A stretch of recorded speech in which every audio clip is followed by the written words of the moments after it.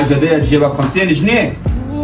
الله. يدك اه لا اوريك الويله بنت سميح. على فكره لسه الاثنين. قلنا انا مش ناسيكي، عليا الطلاق بالثلاثه ما ناسيك. امسكي. يعني ايه مش ناسيني فين ايديك ده؟ اجيب لك هديه البونبونيه بقى. امسكي. حلو على قد.